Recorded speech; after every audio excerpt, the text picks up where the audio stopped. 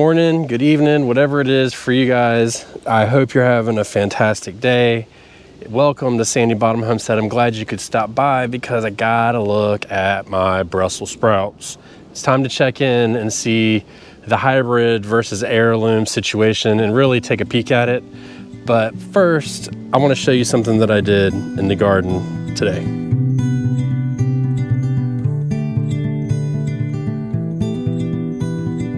So I don't know if you remember, but I had this bed half full and I just raked everything over to one side and planted and then filled it in.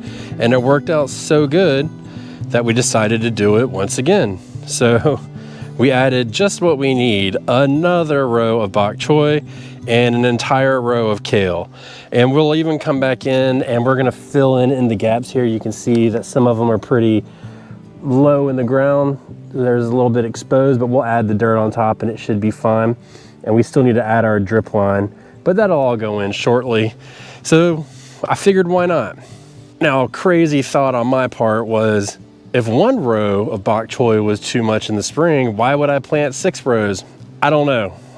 You know how it is. I just had to do it. So we've got some more bok choy going, and I reckon we're gonna be learning how to cook it in multiple ways this fall or this winter. But everything's going so good, I just figured, why not? We've got another 2 weeks of decent weather, which brings me right to our Brussels sprouts. Because the weather is going so good, they're gonna keep growing and they're not really gonna slow down too terribly much. I don't know if you remember, but way back in July, we started to plant this bed. So we started with potatoes. They came out end of May, early June, something like that. We let the bed rest for a while, and then we put in our Brussels sprouts. We started to. And we put in a row here, and then 2 weeks later, we put in this row. And then about a week or two later, we put in this row. And the idea was twofold. One was to let that back row kind of grow up so nothing would get shaded out. And that was why we staggered our planting, or succession planted, all the way up to the front of the bed, because the sun, as you can see, is hitting me. Well, today it's a little bit low. It's golden hour, everybody. But we, that was the plan. And so what we did is we put an heirloom variety in the back row, and then we came back and we put a hybrid in the middle row, and then we put another hybrid in the front row. And there are 2 different kinds of hybrids. I know one of them is a gladius, and I can't remember what the other one is. I'll link the video at the end for you guys. But I was out here the other day and I was looking at them, and honestly, I was just admiring the beauty. So a number of years of the Brussels sprout saga, look, I'm stuttering over my words, I'm so excited, is kind of coming to culmination right here. But I do want to look at the back row here and the heirloom variety. And I think if we look in this direction, you can kind of see how it goes up, and it almost forms a triangle. And that's pretty surprising to me. And I don't know if it is or isn't, to be honest, but it's a little shocking. I didn't expect that, considering the time difference that we planted this stuff in. And I planted the Brussels sprouts in multiple week intervals. So I did expect the hybrids to catch up and grow faster, but at the same time, or to grow fast, but I didn't expect them to grow that fast. And I mean, we had a number of variables going on here. It was really hot, like almost to 100 for about a month. So we had shaded it, which that's not a big deal. But we had our tomato plants here that were shading the front row. They were really just shading the whole bed when the bulk of the sun would come through, which I think is kind of what saved them. But if you come over here, and I'm gonna look at this other plant, this spot didn't get shaded. And this is really important for me when I test all this stuff out and just kind of, I'm playing around. What's the worst that can happen? I'll just go to the store and buy some Brussels sprouts, right? I'm about heartbroken as it is, but this is starting to get to where I wanna be. So this plant here actually got the bulk of the sun. There was this plant here, there was a tomato plant here, and it had fallen over and I couldn't stake it up. And so the bulk of the sun was coming through here.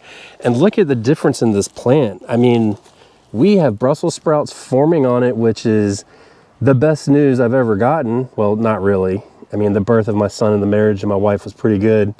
But I mean, just giving it that, And yeah, we've got some damage on it from some cabbage worms, but we've treated it and we'll stay on top of it. It's going to recover.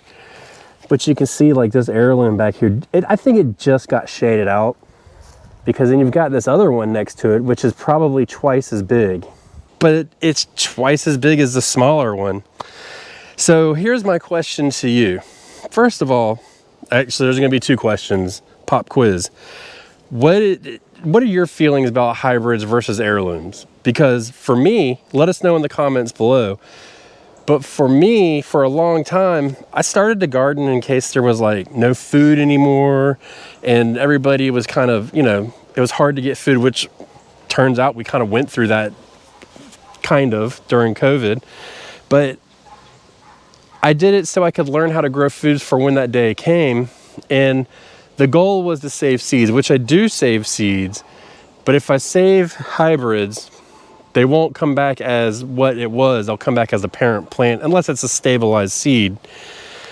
So, I mean, if you look at it that way, you know, that was the big reason why I grew heirlooms for so long. And then I had kind of gotten into the heirloom cult in my head that like heirlooms are the only way to go, blah, blah, blah. But let's face it, I can't even grow a full bed of Brussels sprouts. It's been like 4 years. And this is the closest I've gotten. Now, I'm here to tell you, that is a sexy sight, my friends, so I'm pretty happy about it. But there's no chance of me saving seed because I can't even get a damn meal.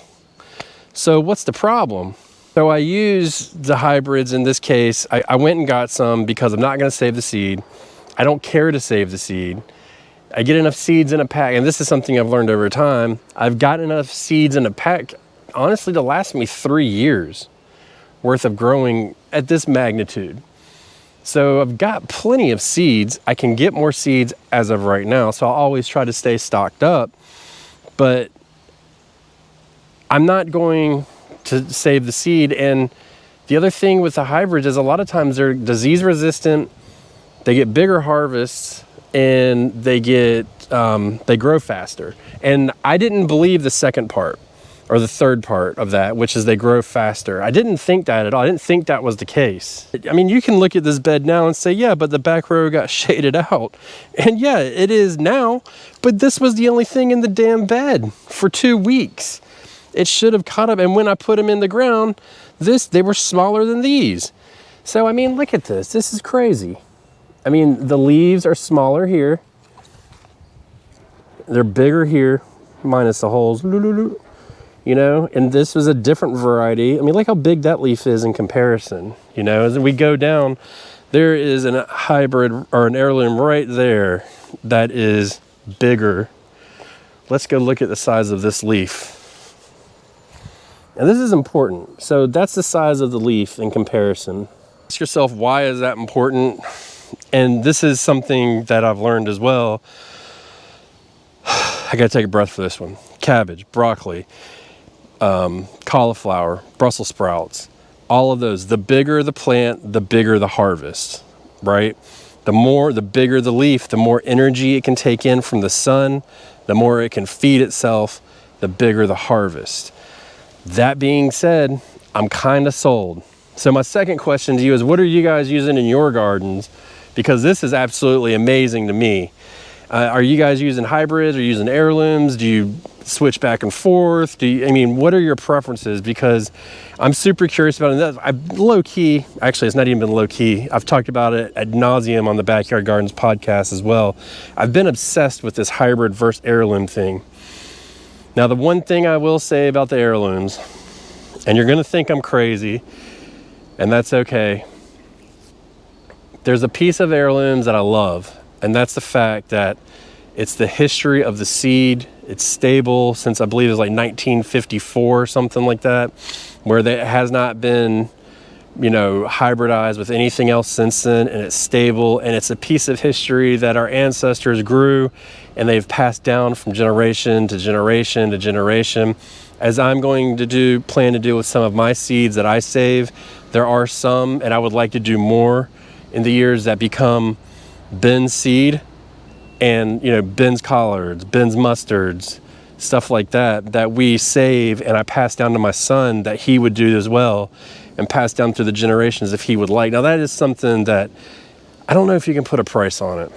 I just don't. But until I get this under control and I start getting harvest, I think, and I do consider a hybrid a little bit of a crutch, and I'm okay with that. Totally fine with that. I'm going to use that crutch and I'm going to grip it hard until I get what I need for my garden and my family.